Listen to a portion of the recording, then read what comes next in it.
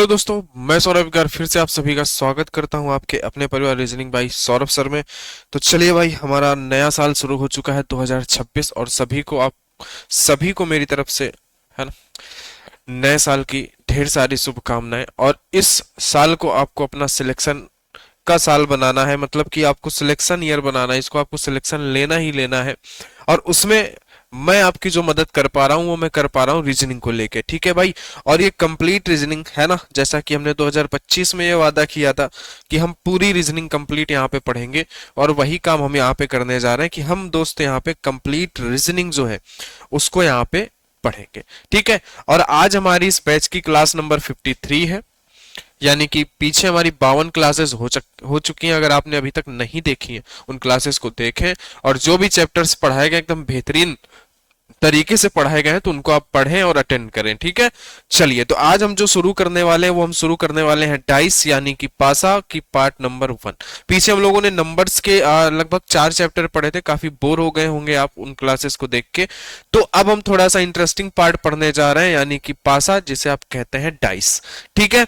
चलिए, तो शुरू करते हैं आज की अपनी क्लास को और आगे बढ़ाते हैं, डाइस के बारे में समझते हैं। और मैं उम्मीद करता हूं कि आप सभी लोगों ने चैनल को सब्सक्राइब किया होगा, आपको कहीं ना कहीं जो है वो बातें समझ में आ रही होंगी, क्लासेस जो है मैं पढ़ा रहा हूं वो कंटेंट आपको बेहतरीन समझ में आ रहा होगा, ठीक है। चलिए, तो मैं शुरू करता हूं यहाँ पे डाइस यानी कि पासा, ठीक है। और आप सभी को पता है मेरे प्यारे भाइयों कि मैं जब भी कोई चैप्टर पढ़ाता हूं तो मैं पहले उसका पूरा बेसिक बताता हूं। तो आज मैं डाइस के बारे में यानी पासा के बारे में हम सारी बातें करेंगे कि किस तरीके से हमारे पास इसमें क्वेश्चंस बन सकते हैं और क्या चीजें हमारे सामने हो सकती हैं, ठीक है प्यारे दोस्तों। तो चलिए, डाइस के बारे में हम बात करते हैं यहाँ पे पासा के बारे में। तो दोस्तों, डाइस आप सभी को पता है कि एक तरीके से पासा जो होता है वो एक तरीके से क्यूब ही होता है। एक तरीके से क्या होता है मेरे प्यारे दोस्त, एक तरीके से वो क्यूब ही होता है, कुछ इस तरीके से होता है। आपका जो पासा होता है प्यारे दोस्तों वो कुछ इस तरीके से होता है। आप सभी को पता होगा कि सर हमारा जो पासा है वो कुछ इसी तरीके से होता है। बताओ दोस्त, कुछ इस तरीके से होता है कि नहीं डाइस, है ना। ये कुछ ज्यादा ही अजीब बन गया है दोस्त। चलिए, ये क्या भाई, ऐसा होना चाहिए इसको जहां तक, है ना। अब भाई मैं कोई यहाँ पे आपको ड्राइंग तो पढ़ा नहीं रहा हूँ, पासा पढ़ा रहा हूँ। चलो, तो ये एक तरीके से आपको लगता है कि सर ये हमारा क्या है, डाइस है, यानी कि इसे हम क्या कहते हैं, इसे ही हम कहते हैं पासा। समझ गए। और आप सभी को पता है कि सर पासा जो है, पासा हमारे पास एक, आपने देखा होगा एक शकुनी मामा वाला पासा था, एक हमारे पास ये पासा है, ठीक है। तो आप इस बात को समझें कि जो हमारे पास शकुनी मामा वाला पासा था उसे हमें नहीं पढ़ना है। जो डाइस, जो आप लूडो खेलते हैं ना, जो 10 रुपए 20 रुपए 50 रुपए का जो आप खरीदते हैं, तो उसके अंदर जो एक छोटी सी गोटी जिसे आप बोलते हैं क्यूब वाली होती है, रियल में हम उसी को डाइस मानते हैं। हम शकुनी मामा वाला पासा जो कुछ इस तरीके से लंबे लंबे फट्टे होते थे लकड़ी की, इनमें कुछ नंबरिंग रहती थी, जैसे 1 2, है ना, 3 4, ऐसे इस तरीके से, इनको हम नहीं मानते। हम जो एक्चुअल डाइस का शेप मानते हैं वो इसको मानते हैं, और इसी से रिलेटेड हमारे एग्जाम में क्वेश्चन पूछे जाते हैं। तो आप सभी को और ज्यादा बताने की जरूरत नहीं है कि डाइस कैसा होता है, आप सभी ने कहीं ना कहीं लूडो खेला होगा और आप सभी जानते होंगे, ठीक है। ठीक है प्यारे दोस्त, तो बताओ, अगर थोड़ा सा अगर कैमरे में धुंधला दिख रहा हो ना तो अभी वो क्लियर हो जाएगा, ठंडी में कैमरे में भाप जम जाती है, अभी वो क्लियर हो जाएगा। तो अब मैं बात करने जा रहा हूं कि हमारे डाइस में, पहले तो मैं सबसे पहले आपको बताता हूं हर चैप्टर में कि क्वेश्चन कितने बन सकते हैं, किस तरीके से बन सकते हैं। तो सबसे पहले अगर मैं बात करूं कि डाइस की, तो सबसे पहले जो हमारे पास बनता है जिसे मैं कह दूं कि केस फर्स्ट। सर जो हमारे पास केस फर्स्ट बनता है ना, वो क्या बनता है दोस्त, केस फर्स्ट जो हमारे पास बनता है वो बनता है 1 फिगर का। समझते जाना कि 1 फिगर, 1 फिगर का मतलब होता है कि आपके एग्जाम में केवल पासे की एक ही आकृति दी गई होगी, है ना। 1 फिगर का मतलब होता है सर एक आकृति वाला, है ना, जिसमें पासे की एक आकृति दी गई होगी और उसी से रिलेटेड आपसे क्वेश्चन पूछे जाएंगे। ये आपका पहला केस होगा, ठीक है। जैसे मैंने कहा कि ये कोई एक पासा है, इस पे कोई नंबरिंग है 1 2 3, है ना, मैं पूछ लूं कि 3 के अपोजिट क्या होगा, इस तरीके से कुछ होता है। मैं सारी बातें आपको अभी बताऊंगा, बस आप पहले समझो, इस चैप्टर की भूमिका समझो कि इसमें क्वेश्चन कितने तरीके के बनते हैं। पहले इस बात को आपको समझना होगा कि सर पहला जो हमारे पास एग्जाम में क्वेश्चन देखने को मिलेगा वो मिलेगा वन फिगर का। क्या मिलेगा सर? वन फिगर का क्वेश्चन हमें देखने को मिलेगा कुछ इस तरीके से सर, कुछ इस तरीके से हमारे एग्जाम में एक डाइस बना होगा और इसमें कुछ ना कुछ नंबरिंग दी होगी सर, ये हमारे पास वन फिगर का क्वेश्चन हमें देखने को मिलेगा। ठीक है, अच्छा सर, अब हमारे पास जो केस सेकंड बनेगा, केस सेकंड क्या बनेगा सर? जिसमें आपके सामने टू फिगर्स दिए गए हों, यानी कि दो आकृति दी गई हो। क्या हो सर? कि जिसमें हमें दो आकृति दी गई हो, यानी कि टू फिगर्स। ठीक है, समझते जाइएगा, टू फिगर्स, है ना, यानी कि दो आकृति, है ना। मैं हिंदी पे नहीं लिखता हूं, यहाँ पे थोड़ा अजीब लगेगा। टू फिगर्स का मतलब आप नॉर्मली सब जानते होंगे कि सर टू फिगर्स का मतलब होता है कि दो आकृतियों वाला। और इसमें क्या होता है कि सर इसमें ना डाइस की हमें दो आकृति दी जाती हैं। क्या दी जाती हैं? डाइस की हमें दो आकृति दी जाती हैं। जैसे कि हमें एक डाइस ये दे दी गई और इस पे कह दिया गया कि सर यहाँ पे लिखा हुआ है 1 2 3, ये पहला डाइस हो गया। एक हमें दूसरा डाइस और दे दिया गया कि सर हमें एक डाइस और दिया गया और यहाँ पे हमें इस पासे की दूसरी हमें स्थिति दे दी गई 4 5 6, या आप जो भी कह लो कि ये दो पासे हैं। तो आपके एग्जाम में कुछ ऐसा देखने को मिलेगा और इसमें से किसी एक डाइस में से पूछेगा कि 4 के अपोजिट क्या है, या 2 के अपोजिट क्या है, 5 के अपोजिट क्या है, कुछ इस तरीके से आपसे ये क्वेश्चन पूछेगा। ठीक है, तो टू फिगर्स का मामला भी आपका क्लियर हुआ होगा कि ठीक है सर, वन फिगर में एक फिगर बना रहेगा और उससे रिलेटेड हमसे क्वेश्चन पूछेगा। सर केस नंबर सेकंड का मतलब है हमारे पास क्वेश्चन जो होगा वो टू फिगर्स का होगा। तो कितने लोग बता सकते हैं मुझे कि केस थर्ड हमारे पास क्या होगा? कितने लोग बता सकते हैं सर कि हमारे पास जो केस थर्ड होगा वो क्या होगा? बताओ, जो हमारे पास केस थर्ड होगा मेरे प्यारे दोस्तों वो क्या होगा? कितने लोग बता सकते हैं? कुछ लोग कहेंगे कि सर जो हमारे पास केस थर्ड होगा ना वो मोर देन टू फिगर, या हम कहें कि थ्री फिगर वाला होगा। नहीं सर, हमारे पास थ्री फिगर्स वाला नहीं होगा। अब देखो, दो से अब ऐसे केस बनाओगे तो तीन फिगर, चार फिगर, है ना, इस तरीके से ढेर सारे बन जाएंगे। क्या हो जाएंगे सर? इस तरीके से ढेर सारी चीजें बन जाएंगी आपके सामने। तो एक आकृति, दो आकृति वाले ये क्वेश्चन तो हो गए। ठीक है, तीसरा केस जो बनता है दोस्तों वो बन जाता है मोर देन टू फिगर, जब हमें दो से ज्यादा आकृतियां दी गई हो, तीन हो, चार हो, पांच हो, छह हो, 10 हो, कुछ भी हो, हम उसको मोर देन टू फिगर पे रखते हैं। हम कहां पे रखते हैं उसको? हम रखते हैं उसको more than two figures, more than two figures वाले में। ठीक है, हम कहां रखेंगे उसे सर? हम रखेंगे मोर देन टू फिगर्स, यानी कि जहां पे दो या दो से अधिक आकृतियां दी जाती हैं उसे हम क्या कहते हैं सर? उसे हम कहते हैं मोर देन टू फिगर्स। तो समझ गए, इस केस में आपको क्या होगा? इस केस में दो से ज्यादा आकृतियां दी हो गई। ठीक है, ये तीन केस बन गए। अच्छा, अब केस नंबर 4 आपके पास क्या बनेगा उस बात को भी जरा समझ लो। सर केस नंबर 4 जो बनेगा ना, अब सर क्या बनेगा? तो मैंने कहा कि सर अब यहां पे जो बनेगा वो क्वेश्चन बनेगा आपके सामने ओपन डाइस का। ओपन डाइस का मतलब क्या होगा सर? ओपन डाइस का मतलब होता है सर खुला पासा। क्या होता है? खुला पासा। इससे रिलेटेड आपके सामने क्वेश्चन बनेंगे। ठीक है, समझ रहे हो मेरी बात को? खुला पासा, ओपन डाइस। हमने क्लोज डाइस में तीन चीजें पढ़ी, case first, case second, case third, ये हमें तीन चीजें पढ़नी है। ठीक है, इसको अभी हम डिटेल में गंभीरता से बात करेंगे। केस नंबर 4 हमारा क्या कहता है कि हमें ओपन डाइस पढ़ना है जब खुला पासा हमें दिया गया हो, पासे की खुली हुई आकृतियां दी गई हो, कुछ इस तरीके से खुली हुई आकृतियां, है ना। जैसे कि मैं कह दूं कि ये इस तरीके से मैंने कहा कि 1 2 3 4, ये 5 6 इस तरीके से आप लिख सकते हो खुला पासा को, या आप चाहो तो आप ऐसे भी लिख सकते हो, कोई दिक्कत वाली बात नहीं है कि आप खुले पासे को कुछ इस तरीके से भी आप डिसाइड कर सकते हो सर, कि हमारा खुला पासा कुछ इस तरीके से भी हो सकता है कि सर 1 2 3 4 5 है ना। तो आपसे पूछ लेगा कि 3 के अपोजिट क्या है, आपसे पूछ लिया 5 के अपोजिट क्या है, इस तरीके से क्वेश्चन पूछता है। तो ये अभी तो हम सीख रहे हैं इसमें है क्या, जब हम पढ़ेंगे इसको तो डिटेल सारी बातें हम बात करेंगे। ठीक है, तो समझ गए मेरी बात? समझ गए, ठीक है, आ जाओ।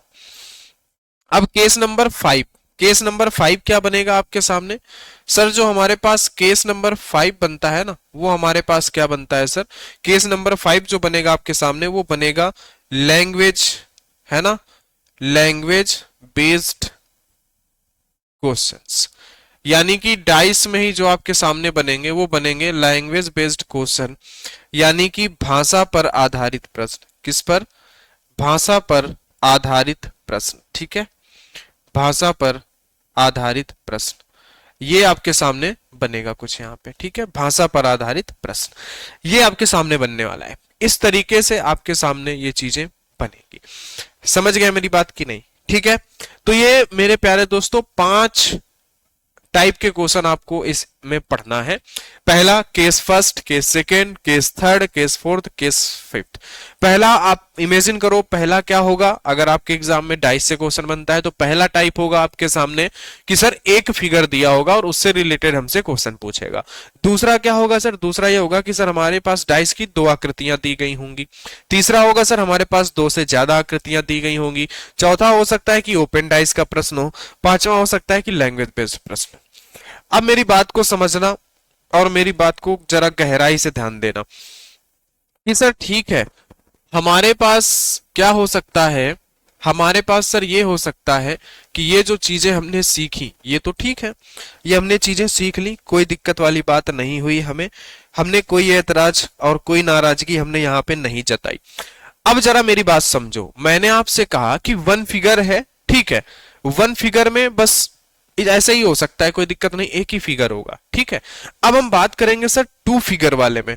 2 फिगर में हमारे अंदर कुछ चीजें बनती हैं, कुछ टाइप बनते हैं, जरा उनको समझो। हम बात कर रहे हैं यहाँ पे 2 फिगर्स के बारे में।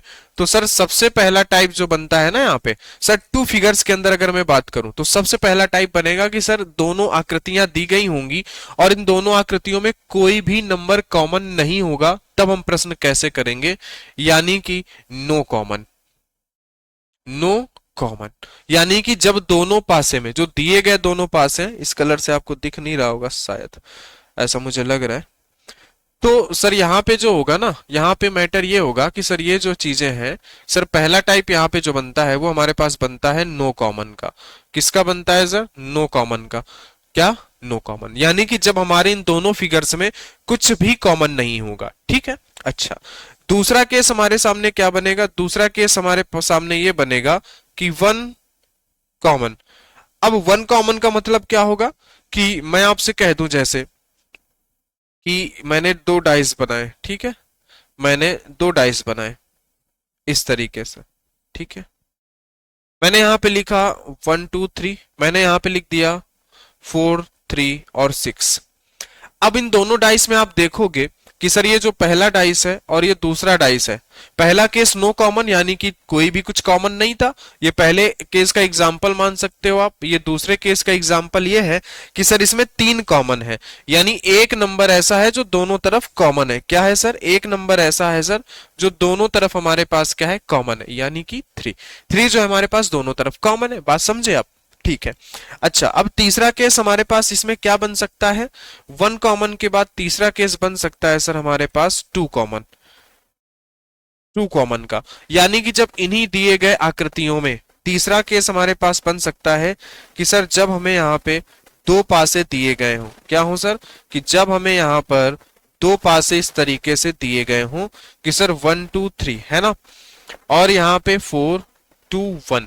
अब यहाँ पे आप देख पा रहे होंगे कि सर इस पासे में हमारे पास 2 चीजें यानी कि 2 नंबर्स ऐसे हैं जो कॉमन है।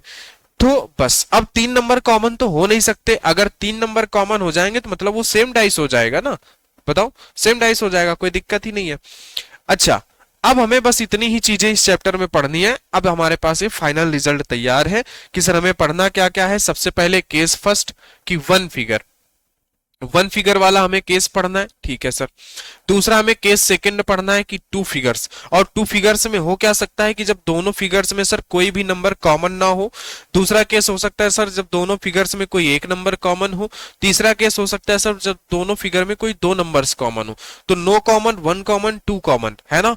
और इन्हीं 3 चीजें हैं जो हमारे पास केस सेकंड में बनती हैं। केस थर्ड हमारे पास बनता है more than 2 figures, case fourth बनता है ओपन डाइस, केस 5 बनता है लैंग्वेज बेस्ड क्वेश्चन। तो मैं उम्मीद कर सकता हूं कि इतनी बातें जो है वो आपको समझ में आ चुकी होंगी, इतनी बातें आप समझ गए होंगे। तो चलिए शुरू करते हैं आगे। तो ये मैंने सारांश आपको बताया। अब शुरू करते हैं हम अपना चैप्टर यानी कि डाइस। अब हम शुरू करेंगे डाइस के बारे में पढ़ना यानी कि पासा। अब हम अपना पासा घुमाएंगे, है ना। चलिए सर, अगर मैं पासे की बात करूं तो पासे हमारे पास दो तरीके के होते हैं सर। पासे हमारे पास दो तरीके के होते हैं सर। कौन कौन से होते हैं सर हमारे पास पासे? सर हमारे पास जो पासा होता है वो दो तरीके का होता है। सबसे पहले हमारे पास स्टैंडर्ड डाइस और जनरल डाइस। सर हमारे पास एक होता है स्टैंडर्ड डाइस होता है और एक होता है हमारे पास जनरल डाइस। ये दो तरीके के डाइस होते हैं आपके सामने, इस बात को ध्यान रखना, ठीक है। स्टैंडर्ड डाइस, स्टैंडर्ड डाइस, और एक होता है आपके सामने जनरल डाइस, ठीक है। अच्छा, स्टैंडर्ड डाइस का मतलब क्या होता है सर? स्टैंडर्ड डाइस का मतलब होता है सर मानक पासा। स्टैंडर्ड डाइस का मतलब होता है सर हिंदी में मानक पासा, ठीक है, समझ गए। अच्छा, जनरल डाइस का मतलब क्या होता है? जनरल डाइस का मतलब होता है सामान्य पासा, सामान्य पासा। इस बात को ध्यान में रखना आप। अच्छा सर, स्टैंडर्ड, स्टैंडर्ड का मतलब हमने उसको बोला है मानक। हमने इसको क्या बोला है? हमने इसको बोला है मानक। और मानक का मतलब होता है किसी चीज को फिक्स करना, किसी चीज को फिक्स करना। जैसे तराजू हो गया, ये मतलब हमारे पास वजन का एक तरीके से, मतलब कि 5 किलो 2 किलो, मतलब वो एक मानक हमारे पास फिक्स होता है। तो उसी तरीके से सर हमारे पास यहाँ पे स्टैंडर्ड डाइस में फिक्स होता है। क्या फिक्स होता है सर स्टैंडर्ड डाइस में? स्टैंडर्ड डाइस में हमारे सामने ये फिक्स होता है कि सर जो भी हमारे डाइस में, अच्छा एक बात बताओ, कितनी सतह होती हैं? बताओ मेरे प्यारे दोस्त, हमारे इस डाइस में कितनी सतह होती हैं? अगर मैं सतह आपको दिखाना चाहूं तो बताओ जरा मेरे प्यारे दोस्तों कि डाइस में आपको कितनी सतह दिखती हैं? बताओ मेरे प्यारे भाई, बोलो। आप कहोगे सर हमें इस डाइस में जो सतह है ना, सतह, वो सर कितनी है? कि सर एक पीछे है, पहली, एक पहली तो ये हो गई सर। अच्छा दूसरी सर, दूसरी हमारे ये सामने है सर। तीसरी सर, तीसरी हम इसको लेफ्ट में ले सकते हैं। चौथी सर ये राइट वाली। पांचवी सर, पांचवी जो नीचे है, पांचवी सर जो नीचे है। और छठवीं सर जो ऊपर वाली। तो जैसे आप कमरे का एक चीज से मान सकते हो, एक कमरा ही बेसिकली सर, फर्श हो गया, ऊपर छत हो गया, दो, एक फ्रंट हो गया हमारा, तीन, एक पीछे मेरे हो गया, चार, एक लेफ्ट हो गया, एक राइट। तो 6 सतह होती हैं, 6 सरफेस डाइस में भी होती हैं टोटल, है ना।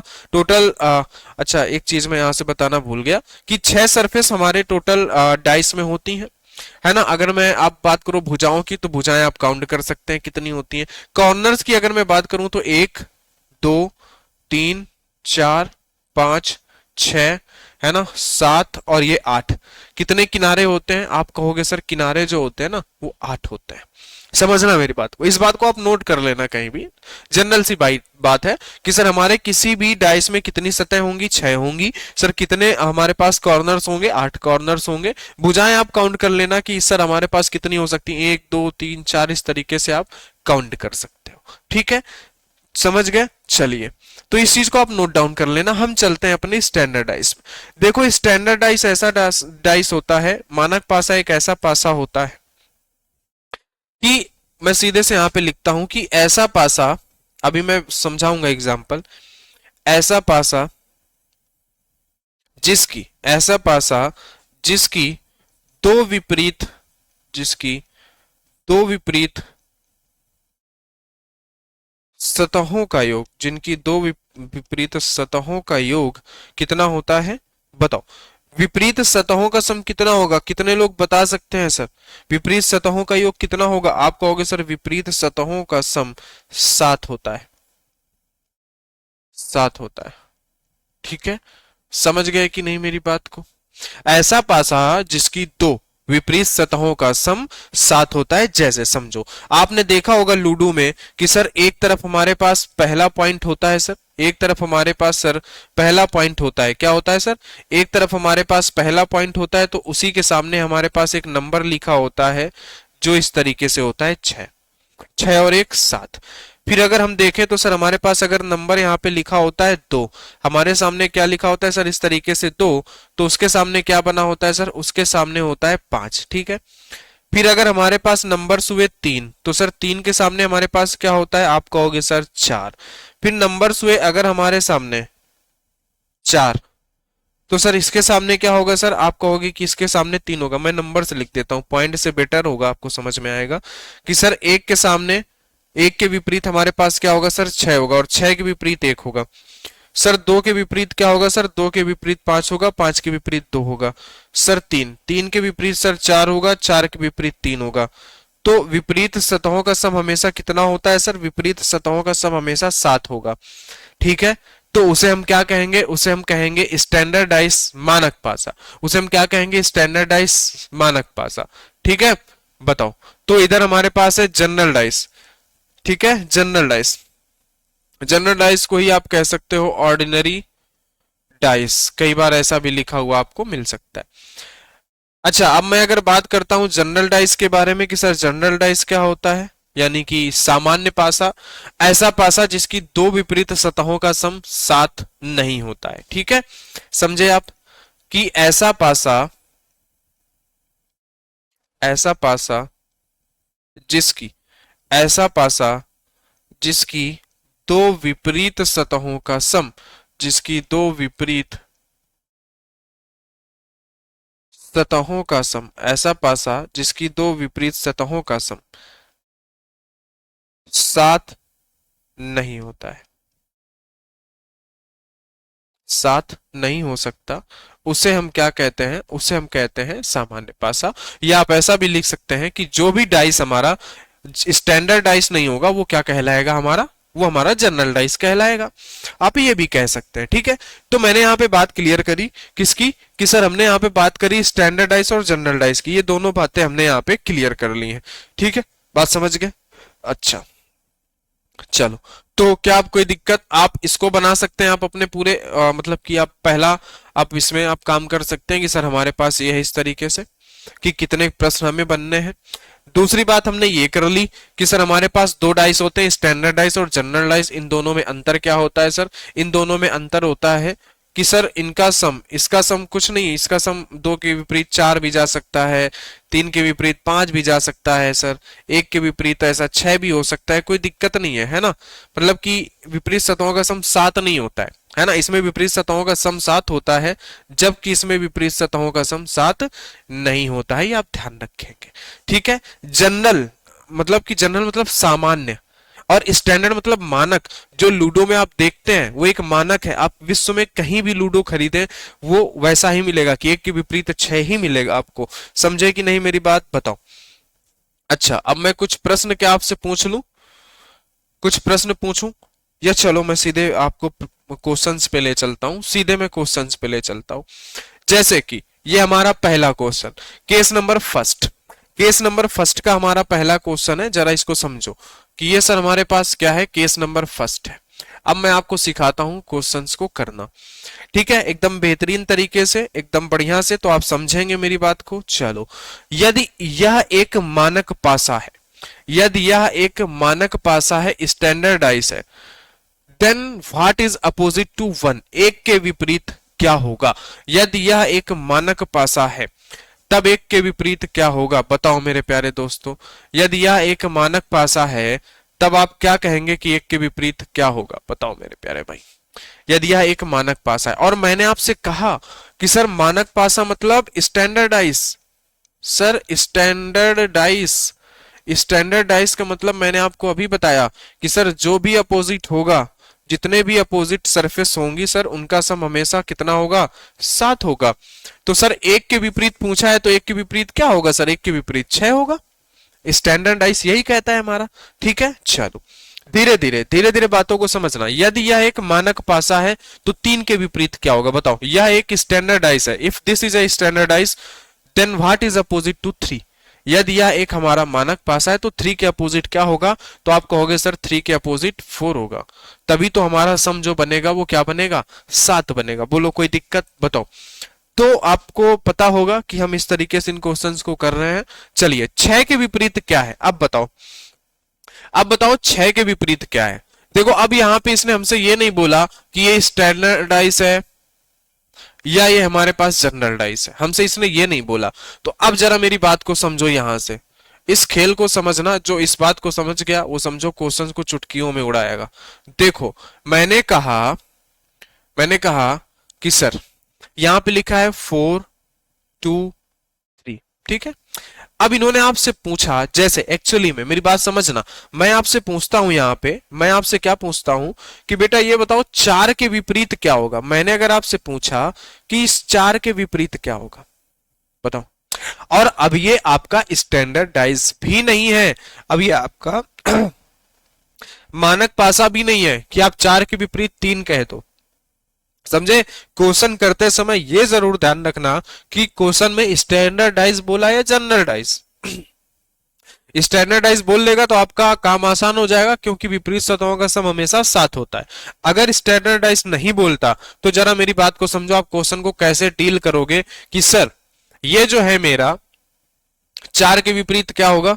तो मैंने कहा कि सर देखो जरा, इसी डाइस की अगर मैं दूसरी स्थिति बनाऊं, इसी डाइस की अगर मैं सेकंड स्थिति बनाऊं, तो सर यहाँ पे 4 2 3 दिख रहा है। दिख क्या नहीं रहा सर? हमें हमें 1 नहीं दिख रहा, हमें 5 नहीं दिख रहा, हमें 6 नहीं दिख रहा। बताओ तो सर अगर इस डाइस के आगे 2 4 3 है तो पीछे क्या होंगे?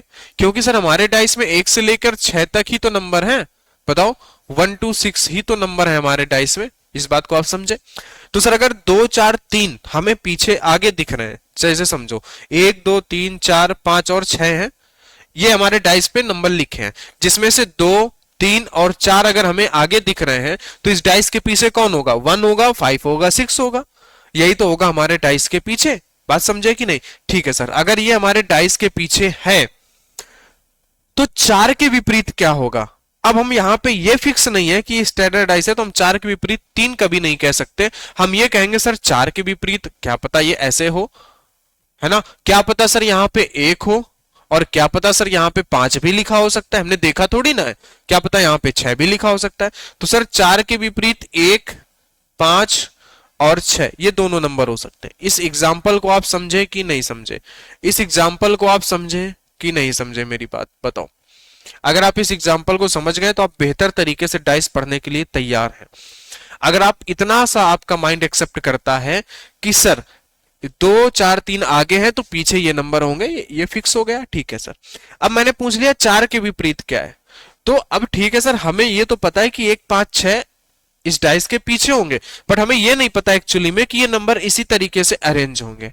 कहीं भी लिखे हो सकते हैं, ठीक है। हो सकता है 5 यहाँ पे लिखा हो, 6 यहाँ पे लिखा हो सकता है 6 यहाँ पे लिखा हो, 1 यहाँ पे लिखा हो। तो सर हम ये नहीं कह सकते 4 के विपरीत क्या होगा। तो हम 4 के विपरीत जब श्योर नहीं होते हैं तो हम कहते हैं सर 1 भी हो सकता है, 5 भी हो सकता है, 6 भी हो सकता है। समझ गए? अच्छा, अब इस प्रश्न में इन्होंने ये पूछा, अब जैसे मैं इसी प्रश्न में आपसे पूछ लूं, इसी प्रश्न में, ठीक है, आओ इसी प्रश्न से समझते हैं। मैंने पूछा 6 के विपरीत क्या होगा। अब आपने कहा जो 6 है सर वो हमें पीछे है, 6 जो है मेरा पीछे है सर। और अगर 6 पीछे है तो 6 के विपरीत क्या होगा? सर 6 के विपरीत जो नंबर हमें दिख रहे हैं आगे वो हो सकते हैं, जैसे कि 2 भी हो सकता है सर, 3 भी हो सकता है सर, 4 भी हो सकता है। बताओ अब ये बात क्लियर हुई या नहीं हुई? तो आप क्या कहेंगे सर? आप कहेंगे सर कि 6 के विपरीत, 6 के विपरीत मतलब एक बात समझो कि जैसे ये 3 नंबर्स हैं, इन 3 नंबर्स के विपरीत पीछे कोई 3 नंबर्स होंगे। अगर पीछे कोई 3 नंबर्स हैं तो उनके विपरीत ये आगे वाले 3 नंबर्स होंगे। बात समझे कि नहीं? तो 6 कहां है सर? 6 अगर मेरा सामने नहीं दिख रहा तो 6 सर पीछे है, और जब 6 पीछे है तो उसके विपरीत कौन होंगे? ये आगे वाले नंबर। लेकिन हम ये नहीं कह सकते कि 6 के विपरीत 2 ही होगा, कि 6 के विपरीत 3 ही होगा, कि 6 के विपरीत 4 ही होगा। हम ये नहीं कह सकते। तो हम कहेंगे यहां पे कि सर 2 भी हो सकता है, 3 भी हो सकता है, 4 भी हो सकता है। समझे मेरी बात को कि नहीं? बताओ। अच्छा, इन्हीं डाउट्स को मैं क्या और बेसिक तरीके से क्लियर कर दूं आपके? बताओ। इन्हीं इन्हीं बातों को मैं एक बेसिक तरीके से आपका क्लियर करना चाहूंगा इस प्रश्न के बाद ही, है ना। इस प्रश्न के बाद ही मैं एक ऐसा नॉर्मल सा क्वेश्चन आपसे करना चाहूंगा, एक नॉर्मल सा प्रश्न आपसे करना चाहूंगा। जैसे मैंने यहां पे लिख दिया इस तरीके से, मैंने यहां पे लिख दिया है 1 3 और 5। समझ गए? मैंने लिखा 1 3 और 5। ठीक है, अब मैंने पूछ लिया आपसे कि 1 के विपरीत कौन होगा। ठीक है, 1 के विपरीत कौन होगा, है ना, क्योंकि यहां पे ऑप्शन का भी खेल होता है। मैंने पूछा आपसे कि 1 के विपरीत क्या होगा। अब मैं आपको ऑप्शन देने जा रहा हूं तो बड़े ध्यान से आप समझिएगा, मैं आपको ऑप्शन देने जा रहा हूं, तो आप ऑप्शन को एकदम बारीकी से ध्यान से समझ के, मैंने पीछे कॉन्सेप्ट तो आपको समझाया किस तरीके से आंसर देना, लेकिन ऑप्शन के अकॉर्डिंग आप किस तरीके से चलोगे उन बातों को समझो। 2 4 6, फिर यहाँ पे है 2 4 6, या फिर कैन नॉट डिटरमाइन।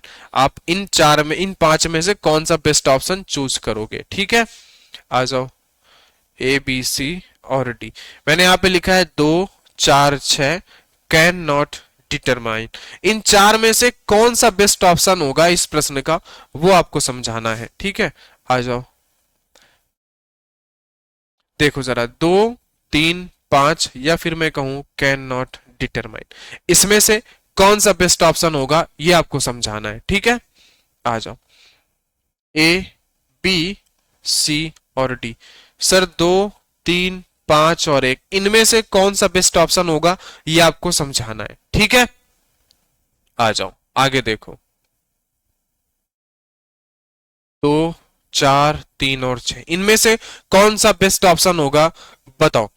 अब मैंने आपसे कहा कि मैंने आपको ये 5 तरीके के ऑप्शन दे रखे हैं, और अब आपको बताना है कि क्या होगा आंसर। मैंने पूछा है एक के विपरीत क्या होगा। अब जरा समझो, एक हमारा, अगर ये नंबर एक आगे है, मेरा फ्रंट में दिख रहा है, तो इसके विपरीत क्या होगा? सर इस नंबर के विपरीत वही नंबर है जो हमें नहीं दिख रहे हैं। तो हमें दिख कौन कौन नहीं रहा है? सर हमें 2 भी नहीं दिख रहा, हमें 4 भी नहीं दिख रहा, हमें 6 भी नहीं दिख रहा। ठीक है, तो हम अब ये श्योर नहीं है, क्योंकि हमें ये नहीं आपने कहा कि ये स्टैंडर्डाइज है, हमने ये तो नहीं कहा आपसे कि ये मानक पास है, हमने बस ये कहा कि इसके विपरीत क्या है।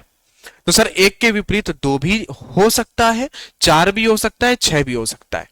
तो पहले ऑप्शन को अगर मैं देखूं, तो अगर मुझे 2 4 और 6 दिया है, तो सर मैं तो इसे ही टिक करूंगा कि सर यही सही है।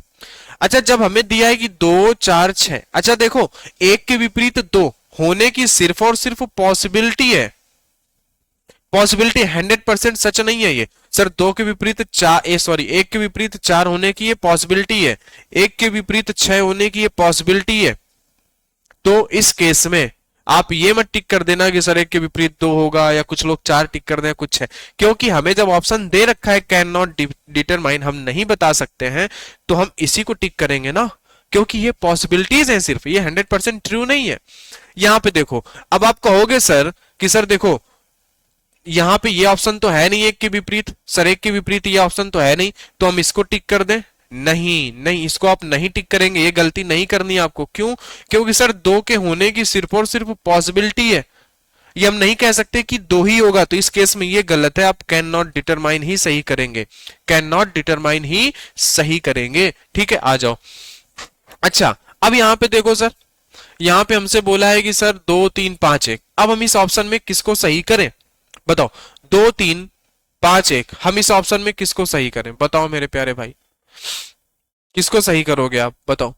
तो अब देखो जरा सर, हम कहेंगे सर 3 तो इसके विपरीत वाले ऑप्शन में है ही नहीं, 5 1 के विपरीत है ही नहीं, 1 अपने विपरीत जा नहीं सकता। तो अब इस केस में हमारे पास मजबूरी है कि बचा सिर्फ यही है, और ये हमारे आंसर का एक पार्ट भी है, पॉसिबिलिटी है। तो अब हम इसको सही कर सकते हैं, क्योंकि बाकी के ऑप्शन गलत है। समझ गए? अच्छा सर, अब सर 1 के विपरीत 2 भी है, तो इसके होने की पॉसिबिलिटी है, 1 के विपरीत 4 भी है, इसके होने की पॉसिबिलिटी है, 1 के विपरीत 6 भी है, इसके होने की पॉसिबिलिटी है, लेकिन 1 के विपरीत 3 नहीं हो सकता। क्यों? क्योंकि सर 1 जो है वो 3 जो है वो 1 का पड़ोसी है, और पड़ोसी कभी विपरीत नहीं होते, तो ये वाला ऑप्शन तो 100% गलत है। ठीक है, अब ये पॉसिबिलिटी के 3 ऑप्शन हमारे पास बच गए सर। अब हम मजबूर है सोचने पे कि हम किसको सही करें। तो अब एग्जामिनर इस केस में आपसे यह करवाना चाह रहा है कि आप इसको मान लो, आप इसको ये मान लो कि ये मानक पासा है, और अगर आपने ये माना कि ये मानक पासा है, तो 1 के विपरीत क्या जाएगा? तो आप कहोगे सर 1 के विपरीत 6 जाएगा। हमने ये क्यों कहा? क्योंकि हो सकता है ये मानक पासा हो, मानक पासा हो सकता है। ये एग्जाम में नहीं बोला गया, ये प्रश्न में नहीं बोला गया, लेकिन ऑप्शन हमें ये सोचने पे मजबूर कर रहे हैं कि हो सकता है ये मानक पासा हो। ये हमें प्रश्न मजबूर कर रहा है कि हो सकता है ये मानक पासा हो सकता है। समझे कि नहीं बताओ? अगर इतनी बात क्लियर है तो क्या आप समझ सकते हैं मेरी बात को, मेरी भावनाओं को आप समझ सकते हैं? तो इसको जरूर नोट डाउन करें, और इसके ऑप्शन आप जरूर नोट करें। ठीक है, चलिए आइए जरा एक क्वेश्चन मैं आपको और कराता हूं, ये हमारा लास्ट क्वेश्चन होगा आज का। ठीक है, आ जाओ। एक क्वेश्चन मैं आपसे और करवाना चाहूंगा, जरा देखिए। मैं आपको एक यहाँ पे प्रश्न देता हूं और फिर मैं वही सेम क्वेश्चन करूंगा, सेम ऑप्शन में दूंगा। मैंने यहाँ पे कह दिया सर 1, 2 और 6। मैंने कहा आपसे 1, 2 और 6। अब मैं इसके ऑप्शन देने जा रहा हूं आपको कि सर ए, बी, सी और डी। मैं यहाँ पे आपको ये 4 ऑप्शन देता हूं, ठीक है। जैसे मैंने कह दिया 4, 5। अच्छा, मैंने प्रश्न में क्या पूछा है, मैंने आपसे कह दिया कि सर बता दो कि 3 के विपरीत क्या होगा, ठीक है। मैंने प्रश्न में कह दिया आपके कि 3 के विपरीत, मैंने जैसे आपसे पूछ लिया कि 3 के विपरीत क्या होगा, तो मैंने कह दिया सर 3 के विपरीत 4, 5 हो सकता है ना। सर 1, 2 हो सकता है, सर 1, 4 हो सकता है क्या, बताओ। इन ऑप्शन में से आपको बताना है कि सही क्या होगा, या फिर 2, 5 हो सकता है। ये पहले ऑप्शन है। अगले देखो ए, बी, सी और डी। आपको बताना है इनमें से कौन सा करेक्ट होगा, ठीक है। 1, 2, 6 या फिर कैन नॉट डिटरमाइन, ठीक है। आ जाओ ए, बी, सी और डी। बताओ अब आप क्या करोगे, बोलो अब आप क्या करोगे। कि मैं यहां पे कह दूं 1, 4, 5 और 3, बताओ ए, बी, सी, डी। मैं यहां पे कह दूं 1, 2 और यहां पे कह दूं 4 और 5, बताओ अब आप इसका आंसर कैसे दोगे। आप कहोगे सर आपने पूछा है 3 के विपरीत, सर 3 कहां है। अच्छा सर 3 हमारा सामने नहीं दिख रहा, तो 3 हमारा पीछे होगा, 3 हमारा पीछे होगा, ठीक है। 3 अगर पीछे है तो उसके विपरीत कौन होंगे, आगे वाले नंबर्स। आगे कौन कौन से नंबर हैं सर, 1 भी है हमारे पास, 2 भी है, 6 भी है। और हमसे आपने प्रश्न में ये नहीं बोला था कि सर ये मानक पासा है कि नहीं, तो हम कहेंगे सर कि आंसर हमारा इन 3 में से कोई भी हो सकता है या तीनों हो सकते हैं। ये पॉसिबिलिटीज वाला केसेस है। आ जाओ, मतलब कि देखो जब वन फिगर वाला क्वेश्चन होगा ना, वो अधिकतर आपके ऑप्शन पे डिपेंडेंट होगा, अगर स्टैंडर्डाइज नहीं बोला आपसे प्रश्न में तो। आ जाओ, तो सर 1 के विपरीत हमारे पास देखो 4 और 5। सर 1 के विपरीत हमारे पास 4 और 5 दोनों नहीं है। सर 1 के विपरीत 1 और 2, सर दोनों है, ठीक है। सर 1 के विपरीत 1 और 4, 1 तो है लेकिन 4 हमारे 3 के विपरीत वाले ऑप्शन में नहीं है वहां पे, तो हम इसको हटा देंगे। सर वहां पे ये 2 तो है लेकिन ये 5 नहीं है, इसलिए ये वाला ऑप्शन भी हट जाएगा, तो 1 और 2 वाला ही सही होगा, क्योंकि 3 के विपरीत 1 और 2 होने की पॉसिबिलिटी है। और बाकी के सारे ऑप्शन गलत है, तो हम इसको सही कह सकते हैं। क्या सर हम 1 को सही कह सकते हैं, नहीं सर, क्योंकि हमारे पास कैन नॉट डिटरमाइन है, कुछ नहीं कह सकते या हमें नहीं पता, तो कैन नॉट डिटरमाइन ही सही करेंगे। अच्छा सर 3 के विपरीत 1 होने की पॉसिबिलिटी है। सर 4 तो हो ही नहीं सकता, 5 भी नहीं हो सकता और 3 अपने विपरीत खुद नहीं हो सकता, तो इस केस में बचा यही एक ऑप्शन, तो हम इसको 100% सही कर देंगे।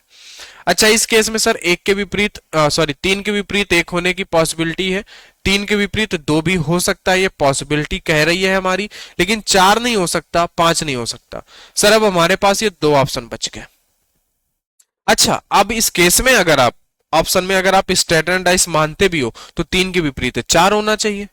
अगर हम मानक पासा एज्यूम भी करते हैं तो सर 3 के विपरीत तो 4 होना चाहिए। और आपने अभी पीछे कहा कि जब कोई ऑप्शन 2 बच जाए तो आप मानक पासा मान के कर सकते हो, लेकिन सर यहाँ पे तो मानक पासा नहीं हो रहा, तो प्यारे दोस्तों ऑप्शन में ये एरर हो सकती है।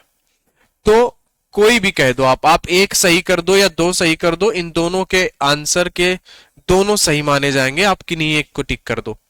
अगर हाँ कोई ऐसा ऑप्शन मिलता जैसे 4 होता, अगर अगर हमारे सामने 4 होता तो हम 100% इसको सही करते स्टैंडर्डाइज मान के, लेकिन अब हमारे पास उसने ऑप्शन ही नहीं दिया, लेकिन एग्जामिनर ने हमें फंसा दिया कि आप इसको स्टैंडर्डाइज एज्यूम करने के बाद भी नहीं कर सकते। तो हमें क्या दिक्कत है, हमें तो आपने सिखा रखा है सर, सारी बातें आपने सिखा दी है, सारे हथकंडे सिखा दिए, तो हम 1 और 2 सही कर देंगे। हमें पता है कि ऑप्शन गलत है, कि ये गलत है, क्योंकि ये 2 ऑप्शन बच रहे हैं, ये 2 100% गलत है, 2 बच गए। हम स्टैंडर्डाइज मानते तो 4 होना चाहिए था, लेकिन 4 नहीं है, तो इन 2 में से हम किसी को भी टिक कर देंगे, हमारे नंबर नहीं कटेंगे। तो मैं उम्मीद करता हूं कि आप इस वाले ऑप्शन को पूरा नोट करेंगे, इस वाले ऑप्शन को पूरा नोट करेंगे और इस वाले ऑप्शन को भी आप पूरा नोट करेंगे, मैं ऐसी उम्मीद करता हूं आपसे। तो आपकी सारे डाउट्स आपके ऑप्शन से रिलेटेड क्लियर हो जाएंगे, ठीक है। तो आज के क्लास में मैं इतना ही रखूंगा, बाकी की बातें जो है हम आपसे अगली मुलाकात पे करेंगे और बेहतरीन तरीके से मैं आपको पढ़ाऊंगा दोस्तों, इसी तरीके से, है ना। मैं देख रहा हूँ कि पीछे क्लासेस में आप अच्छा सपोर्ट कर रहे हैं और पॉजिटिव कमेंट भी आ रहे हैं कि सर ठीक है, मजा आ रहा है पढ़ाने में, तो खुशी मिल रही, तो मुझे इच्छा हो रही है कि नहीं मैं और बेहतरीन ढंग से समझाऊं और बेहतरीन तरीके से मैं आपको बता सकूं, ठीक है, समझ रहे हो। क्योंकि मैं भी, अभी आप देखते होंगे तो मैं भी कुछ आपके एज का ही मिलता जुलता हूं, ऐसा बात नहीं है ना। और अगर आपके अंदर कोई स्किल है तो वो एज मायने नहीं रखता कि आप किस एज में हो, कब काम करना शुरू कर रहे हो, बस आपको ये मायने रखता है कि हाँ, आप अगर कोई काम कर रहे हो ना तो उससे लोगों का फायदा हो रहा है, या मैं आपको पढ़ा रहा हूं तो आपको चीजें समझ में आ रही है कि नहीं। बाकी यार अब ये सोचो कि अगर कोई भी टीचर इस दुनिया में पढ़ा रहा है तो वो गलत तो पढ़ाएगा नहीं। आप खुद सोचो, वो भले ठीक है कम पढ़ाए, जैसे मान लो कि मैं अपना एग्जांपल लेता हूं, मैंने डाइस चैप्टर शुरू किया, हो सकता है मैं पूरा डाइस ना पढ़ाऊं, या हो सकता है मुझे इतना नॉलेज ना हो कि ये भी क्वेश्चन बनता है, ये मैं एक्सेप्ट कर सकता हूं। लेकिन मैं ये एक्सेप्ट नहीं कर सकता किसी भी टीचर के लिए कि वो गलत पढ़ाएगा। अगर मैंने इतना पढ़ाया है तो मैंने गलत पढ़ाया, ये मैं नहीं कर सकता। ये किसी भी व्यक्ति के अंदर का व्यक्तित्व जो है वो उसको नहीं ऑर्डर करता है कि आप कभी गलत पढ़ाएं।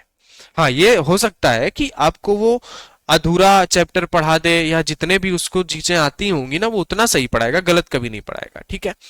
तो और मैं तो भाई, आप ऐसा मत समझना कि मैं अधूरा पढ़ाऊंगा, कोई भी है अगर अपना इमेज या कुछ करना चाहता है तो वो सही चीजें ही करेगा, सही बात ही बताएगा, है ना। तो ये आप मान के चलो कि मैं जो भी चीजें आपको बताऊंगा वो पूरी होंगी, हर एक चैप्टर में, कंप्लीट चैप्टर में पढ़ाऊंगा, हर एक टाइप के क्वेश्चंस पढ़ाऊंगा आपको, है ना, समझ रहे हो। तो बस, और हो सकता है कि कुछ ऐसे क्वेश्चन बन जाते हैं चैप्टर में जो मैंने क्लास में ना करवाए हों, लेकिन कहीं ना कहीं उनको अगर आप देखेंगे ध्यान से तो वो उन्हीं चैप्टर के कॉन्सेप्ट में से हो जाते हैं। कुछ ऐसे क्वेश्चन होते हैं जिनके लिए पर्टिकुलर कॉन्सेप्ट नहीं बना होता है, वो उन्हीं कॉन्सेप्ट को मिक्स करने से होता है। तो वो आपकी प्रैक्टिस के ऊपर डिपेंड है, वो आपकी माइंड के ऊपर डिपेंड है कि आप प्रैक्टिस करते करते आप किस तरीके से क्वेश्चंस को खेलते हैं, किस तरीके से क्वेश्चंस को डील करते हैं, ठीक है। तो चलिए आज की क्लास में इतना ही। मैं उम्मीद करता हूं कि आपको ये बातें समझ में आई होंगी और आप हमारे साथ जुड़ रहे होंगे। तो चलिए दोस्त, आज की क्लास में इतना ही, मिलते हैं आपसे नेक्स्ट क्लास में, तब तक के लिए आप सभी को बहुत बहुत धन्यवाद।